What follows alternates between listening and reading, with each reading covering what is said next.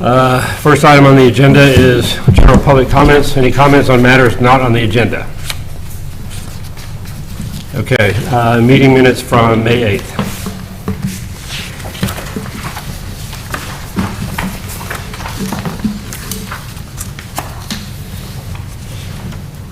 I move we accept as presented. Second. Motion and second, all in favor? Abstain. Okay, one abstention. And how about the minutes from June 12th? Move to approve. Second. Motion and second, all in favor? Abstain. And another abstention. How many meetings did you miss? Well, it looks like the same project is up here, so I guess it's the same. Okay, I remember you I'm not missing bringing 2 it meetings up. in a row. So unfinished business, SUB 25-37, Robert Burns, 844 Riverview. Do we need a motion to bring it off the table, or? Sure. So moved. Second. Motion second, all in favor? Okay, that's all, that's no abstentions there. Thank you, sir, appreciate it. So again, this is subdivision 25-37, 844 Riverview Drive. These are the two parcels involved. Property owner, Mr. Burns, 844, would like to subdivide a portion of his neighboring property and consolidate with his existing lot. Staff will note that the applicant has provided a purpose statement in the packet, as well as written authorization from the adjoining property owner saying that they are a willing participant in this transaction, everything that needs to go forward to make this happen. Again, here's some photographs of the area. It's basically an existing easement that the property owner has that they would like to subdivide and make a part of their property. Could you point to that, please? Yes, with my, sorry. You got a point? Nice and slow. Yes. And then I actually put some more pictures in from near map just because it has better better aerial imagery, but this is the property 844, this is 888, this is the right-of-way, this is the easement through here, and basically the new property line will go along that where the existing easement is. And you can see it here, there's the existing roadway for off-street parking, this is 888, and again, the cut or the new subdivision will be here, creating what could be considered a flag lot, so that's mentioned in your staff report as well, but again, those are permitted along with Planning Commission's approval. And then this is what the subdivision will look like when it's done. Right now, 884 doesn't comply with the minimum lot standards in terms of area size. 888 does with the subdivision if it's approved. Neither property will meet that minimum standard, but they would need to seek variance relief from the Board of Zoning Appeals. That will conclude staff's report. Applicant, you want to say anything? I think we followed the purpose statement last week. I explained why. And since then, Barb Alexander turned over a potential purchaser of the Caruso property at 888, who called me the other day. And we got talking about it, and he actually aligned it just like Camille Caruso and I thought he would, and Bob Burns. He said, I don't want to own the property where that driveway is. He said, I'm going to buy this. He said, I would rather you get all that done. I don't have any liability for somebody falling on that sidewalk or falling on that driveway that I don't maintain, and I effectively don't own. So, George Armistead's grandfather created this easement in 1940 when he owned the house at 888. That's how old this thing is. Okay. It was Judge Baker. 85 years ago? Yeah, 85 years ago. The grandfather probably did the legal work too. My grandfather, no, he was still at war. In 40, he was still at law school at 40. He hadn't gone to war yet. To your great-grandfather then? Could have been. I believe at the last meeting, we had a question about whether the garage at the end of that driveway is still a functional garage. Has that been closed off? This Or area right does here. the garage door open for a vehicle to enter? I don't know, and Bob is in Brazil for the entire summer. It's not a garage. It's Walk not by it every day. Right. It's not a garage? Okay. I mean, it's a driveway, but it's not a garage anymore. The question was whether at one time it was, since the driveway went down, because it looks like there have been some siding or doors placed over time in that Yeah, area. the way It very well could have it's been. framed out, it looks like it was. Yeah. So he's kind of made it a kind of a enclosed space now. I haven't been out to Riverview Drive in 20 years. Me neither. But they sent you to answer our questions. He's in Brazil for the summer. He's the head of forestry at the university. He's lived there for a long time. He's down in Brazil doing something in the jungle. Any other questions for the applicant? I have one question that hopefully can be provided clarity. Who will end up owning that easement after? It won't be an easement anymore. So it won't be an easement, it will just be part of 844? Yes. So if I may just, this is where the easement is located right now. Correct. They're just subdividing this off, and that will effectively become part of the main property. Gotcha. Because I saw some in the letter that the lady said that he could buy it for $0 or whatever. I was just confused about what that pertains to. If this goes through, she's going to give him a deed. The easement will go away. Yeah, okay. And she said, I don't want any money for it. Okay. You go pay for all the costs of BZA, and planning, and deeds, and all that. She wants to sell it. Her sister's been living there since her parents died in the late 80s, early 90s, and the sister just died recently. Okay. And she just wants some of it. I actually think she's got a buyer who's a doctor who wants to move back to Morgantown. If the guy that I talked to on Monday or Tuesday buys it. Gotcha. But he doesn't want to do it until this is all done. And we would grant the variance of the two properties that aren't the We wouldn't correct- grant the variance. The BZA would have to grant the variance. And we filed the application. Correct. I think I filed it Sunday morning for that. Yes. Yeah, so we would approve subject to BZA approval. Okay. I think I'm clear on it now.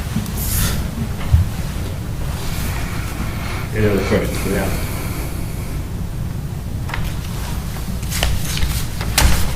Okay, any member of the audience like to speak in favor of the petition? Anyone in opposition? Okay, staff recommendations, please. Staff recommends approval with the conditions listed in your packet. And as the applicant already mentioned, they are scheduled for the BZA hearing on August 20th. Anybody have any questions for the planner? Move for approval, subject to staff conditions. Second. Motion second, all in favor? Wait, Not discussion. so Discussion. fast. Go ahead. At the last meeting, we had discussed the necessity to create two non-conforming parcels out of one that's currently conforming and one that's not. When this is more, I want to speak correctly, it's not necessarily a need if there's no access to a driveway. If they're not using that to access a driveway or a garage, sorry. Yeah, it is a driveway. Your confusion, yeah. they're not using it to access a garage, it's simply to provide off-street parking. And this is I have concerns about making less conforming parcels than we currently have but I brought that up last time. Right, now is there other access to off-street parking? Does anybody know? Where On that piece of property, no. The other side is even smaller than this side is. So Yeah, let me see if I can go and back there's to a a... house behind that, so Yeah. there's no alley, there's, So this is only off-street parking access. You can see this is 888, and then this is the adjacent, which backs up. Yeah. And is there on-street parking in that area? with a tag, yeah, blue line. So no. So you got that too, at a price. The reason I support the application is, most importantly, the letter from Ms. Weiss, which was my concern last time, the neighboring property owner. And the practical consideration that both owners want this arrangement and want to market these properties, and this will help them market the properties. So for those, I'm not ever inclined to create non-conforming parcels, but these are special circumstances, and I think we should support the application. Were both applications filed for BZA approval, since we're now making two non-conforming parcels, both would have to apply, correct? Or is it a joint, what? I think initially it's been submitted as a joint, but we've reached out to Mr. Schumann's office, or we will be, to have them separated. So there'll be one for 888 and one for 844. But yes, they've taken steps immediately after we've talked to them, so. Separate agenda items, is Mary's Correct. point. Yep. Yeah. I will say, if you look at page 23, that picture on the bottom with the guy walking on the sidewalk, you can see where the parking access goes there. It does go down, so it's not at the same grade as the street is. Right. So it is kind of pretty far down. And I think it's probably even with the top of a car almost or something when it's down there. There's a truck down there now, it's maybe a little higher. This picture So- looks like a yellow curb. It's down here. Does it? Well, Yeah. it's blue where that car's parked, I think, a little bit further up or so. But they have parts yellow and parts blue on Riverview, depending on what the curves on the street. That's close to the corner. I think the other thing to note is, I know that the corner lot now, the other lot's non-conforming doing this, but it's a double corner, and It's an awkward lot. Yeah, and it's, to tell you the truth, if, I think it's likely someone just raises that house and fronts the house down on Fairfax anyway. So it's probably going to look a lot different than it does now. I'm sorry, what? That conversation may have been had. Yeah. But I'm just thinking aesthetically, I think that it's going to change a lot there in the near future. And,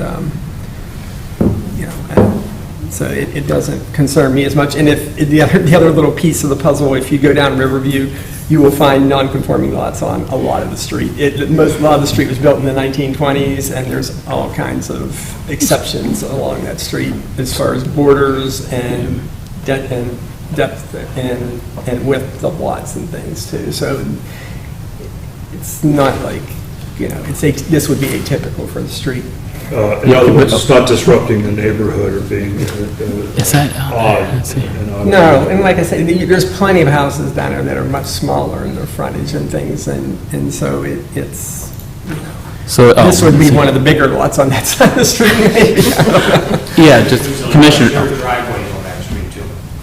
There's what? Shared driveways. Yeah, there are shared driveways, there's also some alley access, but some of it's not cut through on the alleys, they're not paved yet and all that, so.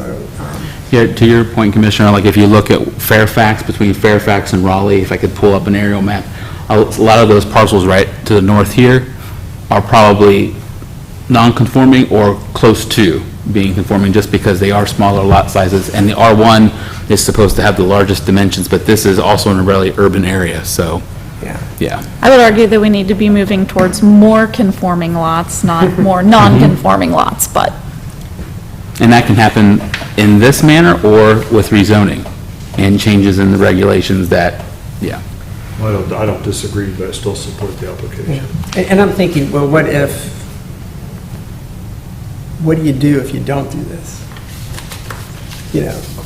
Like Park say on you the get- street you like get a in- lot of people in Well, the no, neighborhood not Mr. Burns, but, the old house here that they're trying to sell, it's like, you're gonna have a deed that has this, allowance in it, and what are you gonna do about that? The easement stays unless somebody deeds the easement back. Yeah, So that easement's always going to be there. yeah, He- and so. The park's there regardless if this goes through, because he's already got the vested right for 85 years. Yeah. Yeah, so This is cleaning up liability between him and the neighbor.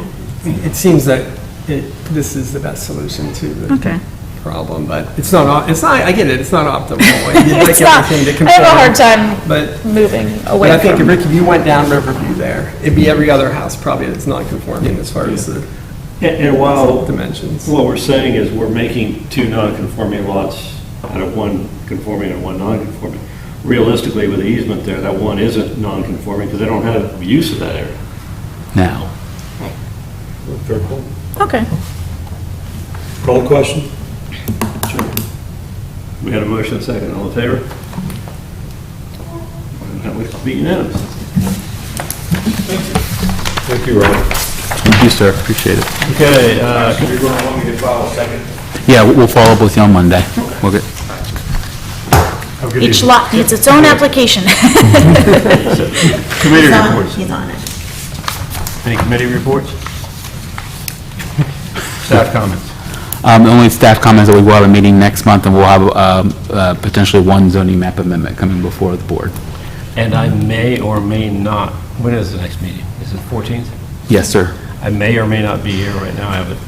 I'm supposed to be in Huntington all that week. Buying drugs again. No. Good trial, actually. Come on now. Too soon. Yeah. Okay, anything else? Move to adjourn? Second. Thank you.